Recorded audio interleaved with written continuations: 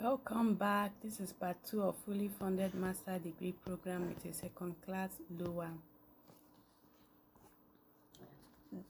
Disclaimer, please, I'm not associated with the SISGP or any page I'm going to refer you to. This is just purely for knowledge and people that will be interested in this opportunity. So first of all, I want you to take note. I'm going to continue from where I stopped from the previous video. If you've not watched the previous video, please go and watch the previous video. So first of all, you have to be admitted to the university admission, which is the universityadmission.se. You have to go to their portal, select the courses that you want to apply for, and university. You actually have 4 choices of university to apply for and 4 different courses, so you can do it the way you want, maybe the same course in 4 different university, or different course in different university, or the same courses in different university. You are the one that know how you are going to make it work for yourself, but I prefer you pick different courses in different university so that you have more chances instead of picking the same courses. Anyway, it depends on the way you want it. So you have to apply to the university admission, but make sure you go to si.se. This is the website of the Swedish Institute. So you go to the website and make sure you check for the eligible courses and universities before you come here and before you come to university admissions and pick your courses and university. But I can assure you that here, the SIS, you have a lot of eligible universities here that are under this scholarship, that are under the SIS GP scholarship. This is the website si.se. That's where you go and check for the SIS GP, because they have other scholarship, but this is the scholarship I'm talking about, the SIS GP. So when you go there and you check the courses that are eligible, then you come back here and pick those courses and universities. This is the first step. You come to university admissions and you make your choices.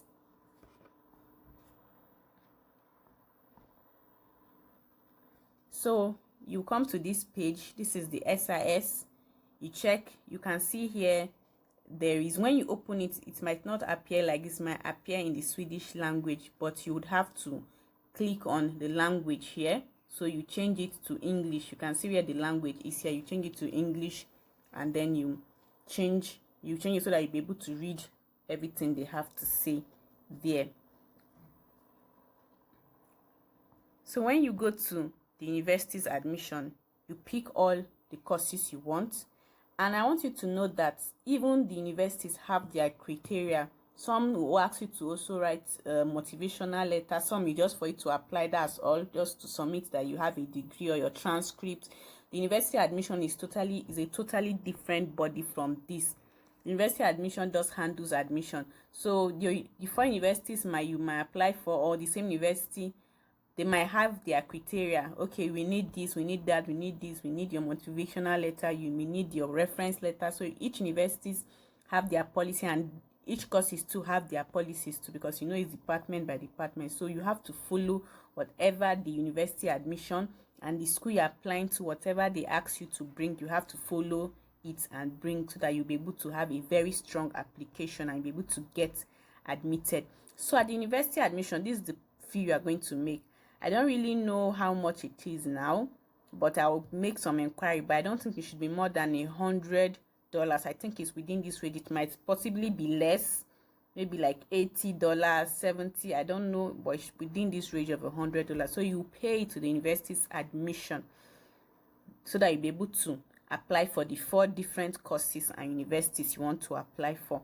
So this is a one-time payment and is non-refundable. The only school that the university admission doesn't handle is the Stockholm School of Economics. They are a different body, but they are also part of this SISGP. That is the only school that the university admission doesn't handle admission. This university admission handle all admission in Sweden. So it's non-refundable. You have to make sure you pay the money. Hopefully when you get the admission, it will be all worth it.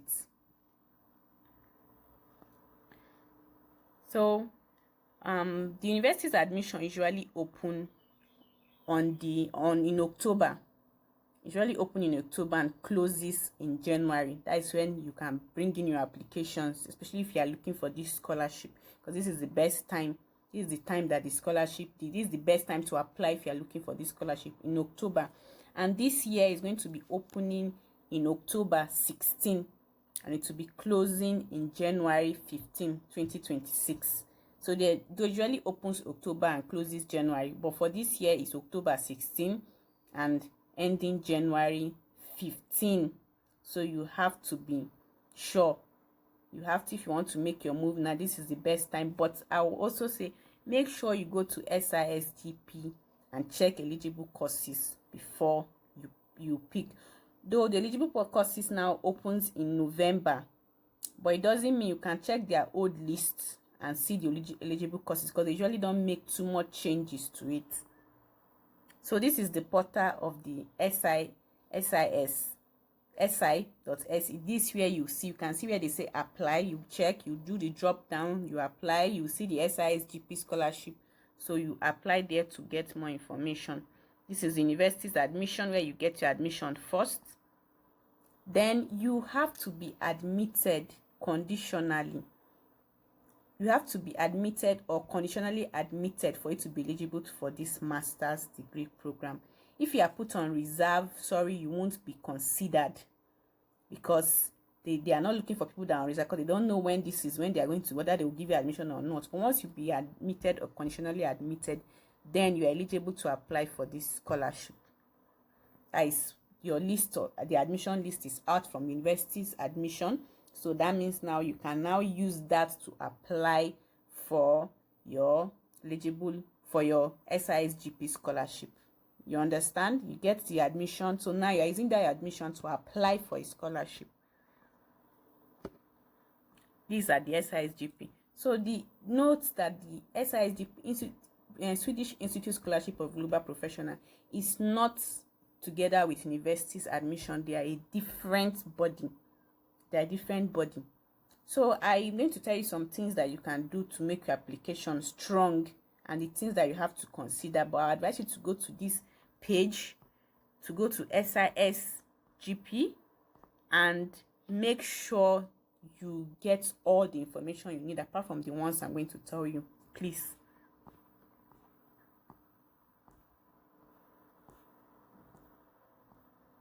So this is the, like you can see, they open in October. They're going to open in October 16 this year, and they're going to close in January 15. That is the university's admission. So these are the key dates you have to take note of.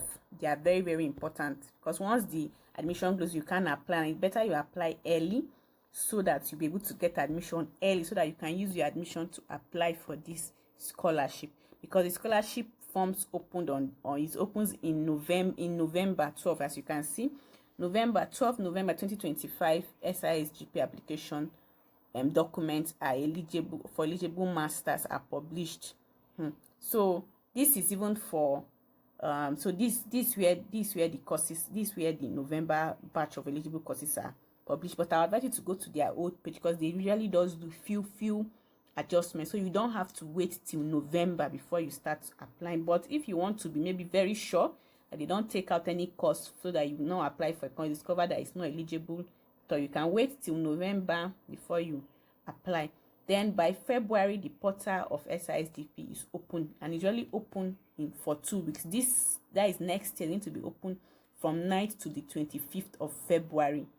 That means you will go there and print all the forms you need, because SIS provide forms for you, so you have to print these forms. Then the admission will be out by March next year. Then the scholarship announcement, for those that will get the scholarship, by the grace of God, it will be announced in April 23rd. So these are the key dates you have to take note of. So this is the website. This is where the language is. It will be in Swedish, so you have to drop it down to English, so that it will be translated to English for you. So one thing I want to tell you that is also important, that this scholarship revolves around the Sustainable Development Goals, the 17 Sustainable Development Goals. So whatever you are doing in this scholarship, both your application, everything should be revolving about this it should be revolving around these 17 developmental goals, SDGs. So you have to go and check it, know about it, and pick whatever suits your course. Look at this is them. These are the 17. No poverty, zero hunger. Number 3 is good health and well-being. It's all over the internet. So whatever course you are doing should be based on these 17 developmental goals. Quality education, gender equality, clean water, and sustainable. You can see them. You have to go online and check them. Whatever suits your courses. Whatever suits your course now. Let's say you are reading electrical engineering. You can stick with affordable and clean energy. So that means you can read a course that is under renewable energy. So you can stick to number 7 as your course. So on and so forth. If you are reading economics or you are reading financial management, you can stick to no poverty. Your course can be on how to increase wealth for people, and it can fall under no poverty. So you can see that there's a lot of option for everybody here to pick. Your course will definitely fit into one of the 17 developmental goals. So this is very, very important. In fact, this is what the scholarship revolves around this. So you make sure that your course of study, your topic everything is centered on these 17 developmental goals. Then, lucky for us, though I said in the previous video, Nigeria is among the 33 eligible countries. You can see here, this is Nigeria. It's among 33 eligible countries for this SISGP scholarship. So now they are going deeper into it. You need to have work experience. That is where the global professional comes in. You need to have a work experience. If you do not have a work experience, you are not qualified for this scholarship. But don't worry, even your NYC is enough to fetch you a work experience, because then you are already a degree holder. So whatever you are doing is work experience. NYC count for work experience, and you need 3,000 hours of work experience. You might be like, wow, no, this is too hard. No, it's not hard. You can even get it from your previous work that you've done. It can also serve as, it doesn't mean that you are currently employed. You might not even be currently employed now, but the experience you have in your previous workplace can count for you as a work experience. So you need 3,000 work experience. Don't be scared. 3,000 work experience, like if you work a job of 8 to 4, that is 8 a.m. to 4 p.m., and you say you work 5 times a day, Monday to Friday, that means you work 8 hours every day. So multiply your 8 hours times 5 days, that is 40 hours of work experience per week. Then multiply it through the year, you find out that you might even have more than 3,000 work experience, even just for working for a year. Because, okay, now multiply that, do your math, multiply your 40 times 30 times 4 weeks, you are getting over 240. Then that is for a month. Then multiply it through the year, you see that you cover your 3,000 work experience.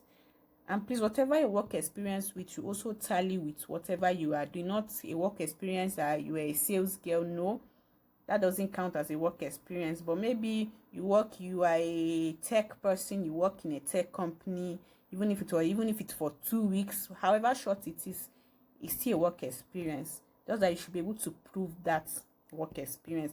SISGP is going to give you a form. This form must be filled by your employer to show that yes, you have done this job with them. And you also need to present, this comes with you presenting 2 letters of reference from this your work experience. No, 1 letter of reference, sorry, from your work experience. Okay, so this person can testify that, oh, you work so. The company will use their stamp to stamp your form, which is printed from the SISGP, to prove that you've worked for so time, and you've also gained this also experience, just depending on whatever the form says. Maybe some parts you fill, some parts your referee is going to fill to prove that you've done this work. If you're also a copper, wherever you work, you can go back there and they know you are okay, you served with us so time, and this is how you've done. So they can also fill for you and stamp for you as a way to show that you've worked in this place. Then another one that is also important again for us is your leadership experience. This can be gotten from civil society. You have to show that you've demonstrated work experience, also leadership experience. You can get it from your church. Maybe you need to volunteer in your church. This one doesn't have a specific time like the work experience that need 3,000 hours. This one, you can be maybe you work as a volunteer in your church. You do children's education. You teach children in church, or in the mosque you volunteer to do an Arabic school in the mosque, or you volunteer one thing or the other. It mustn't be something. It might not even be work related, but let it be that, okay, you are put in a position and you do something. You let people, even if it's in your office, maybe you let people to do so. It can also be a leadership experience. They even prefer it to be a voluntary work to show you that, okay, you are a person that care about people. It's important that it's also a voluntary. But I'm not saying it's a criteria. You can even, it can be in your office, you have your leadership experience, you can also use it. So you print out this form, you prove it wherever you did your leadership experience, even if it's in your workplace, in your church, in your mosque, or wherever you went to and you did, or you joined an NGO and you are involved in an NGO, also part of an NGO, and if people do, maybe you take care of girl child, you take care of you, and just whatever you do that is outside of your work, even if it's in your work, it's like a leadership position you've handled.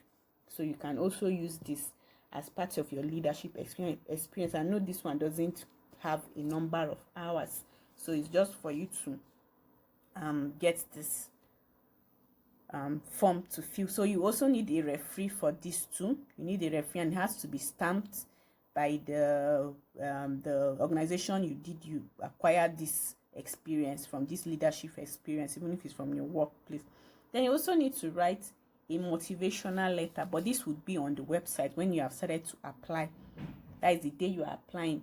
There will be a box for you to fill, and you have to write what motivated you to apply for this scholarship. So you can start thinking of it now, so when the time comes, you'll be able to to be easy for you to write about it. Yes, the motivational letter you have to write. This will be on the application portal, so you have to write it down. So doing all this would enable you to get the scholarship. Then you have to have a valid international passport or an ID card that shows everything. So you have to submit this will be like a photocopy. You have to submit it so that they will know that this is what you are going to submit. Like I said, it's very important you follow all the guidelines. The SIGP will provide you with a lot of information. Please, this is very important. You have to follow all their guidelines. You must not miss anyone, because this is what makes your application invalid. This is what makes people not to get applications. Now, there's be one or two mistakes and you are, because the scholarship is very, very competitive. So like I said, the work experience can be a civil society, it can be from a volunteer, it can be from anywhere you've just worked that at least you can, but you should make sure that you can prove it, because you cannot just work somewhere and if you can't prove it, that means that organization have to exist and they have to at least stamp your document to show you that, okay, to show that you worked here. It can be your church. I'm sure your church will have an admin that can say, okay, yes, we know this person is a healthy, is a very committed worker. He has volunteered for us. I'm sure they will have something like that. And also, like I also said, on the website, your leadership experiences, you need a referee for it. Then you also have to submit your CV. This is also part of the requirement. You have to submit your CV. Please make sure you have a good, strong CV. That means you don't have gaps in your CV. What I mean that not having gaps, sometimes you may not even, what you fill in your CV, you might not even put it as part of your work experience. Maybe you worked in your mother's shop for 2 months. You can put it as part of your CV so that they won't know that maybe there was a time you were jobless for a year or two, you were not doing anything. It's not really good on your CV. You can put, oh, I was a sales girl for so time. But this must not be in your work experience or your leadership experience. But it can be in your CV just to prove that you were not just there for maybe a bunch of 2-3 years and not doing anything. So you also require to submit 2 letters of reference for, I think you have to submit two for each, both your leadership experience and your work experience. You have to submit a referee letter which you have to sign and stamp. All these letters will be provided to you from in the portal. So all you have to do is print it and make sure you print out a very clear copy. When you've stamped and photocopy, you scan them back and send all these documents back to them. So make sure you follow the instruction, because each year the instruction might be different. So you can make sure you follow to the letter, everything they tell you to the letter. Please make sure you follow it, and also check on the time, so that you won't go and submit when it's too late, and the earlier the better, like I said initially. So it's better you follow the instruction, because this scholarship is very, very competitive.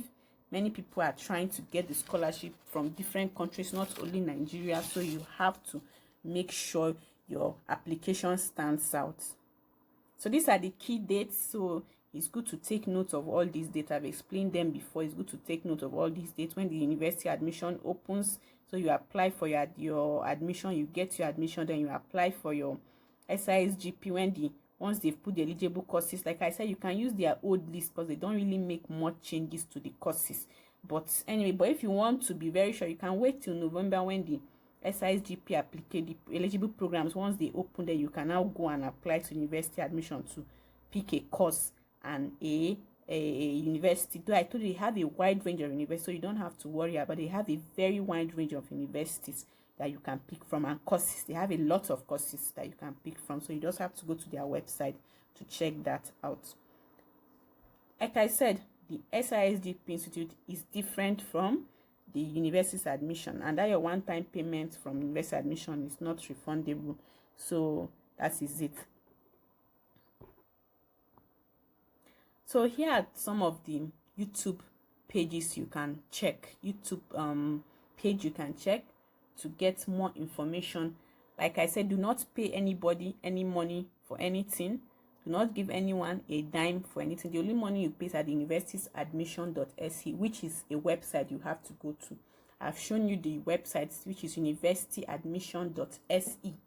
That is the website you go to when you want to pay this money, and this has to be done within the period of October to January. So these are the pages you can go to get information. Studying in Sweden official is on YouTube. All these pages are on YouTube, and these two other pages I've showed to you, these two other below. In fact, the three of them, these are people that have gotten the scholarship. They can give you more, show you more light. You can watch more of their video to get more insights, more information. And this Study in Sweden too, they will show you how to get application, how to get this admission, not only for this SISGP, there are other scholarship that are available. So it's just for you to get more information. So this is it. I'll tell you, information is power. Try to get more information that it will help you with your application and make your application stronger. But the money people might say, oh, $100. I think it should be less than $100. But if you have a strong application, possibility of getting this scholarship and its benefit is immense. It has immense benefit. One, you'll be paid a monthly stipend in 12,000 Swedish money every month. Then your health insurance is covered. Then you don't have to worry about your tuition fee. The scholarship covers that. So, and this 12,000 is more than enough for you to take care of yourself while in Sweden. So far, you are not in the Stockholm, though life is more, and things are more expensive there. But mostly you'll be able to still manage with this 12,000. Then if you want to bring your family along, you have to be ready to show that you can take care of them. You have to show your proof of fund that you can take care of them and all that. So please go to their website, si.se, to check this scholarship. And the other scholarship available in Sweden, but this is the one I know and I'm talking about. So please do check it out if you know you're interested in getting this admission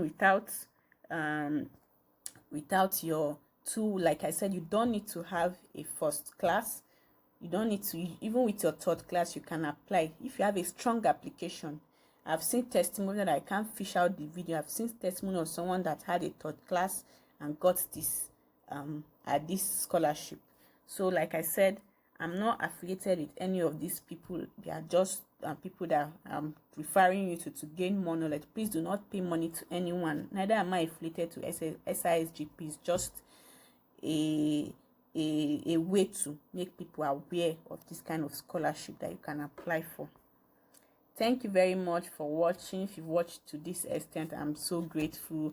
But please try and subscribe and like and click on the notification button so that I'll bring more content like this to your doorstep. Thank you very much, and it will be a way to encourage me. Thank you so much for watching. I am very grateful.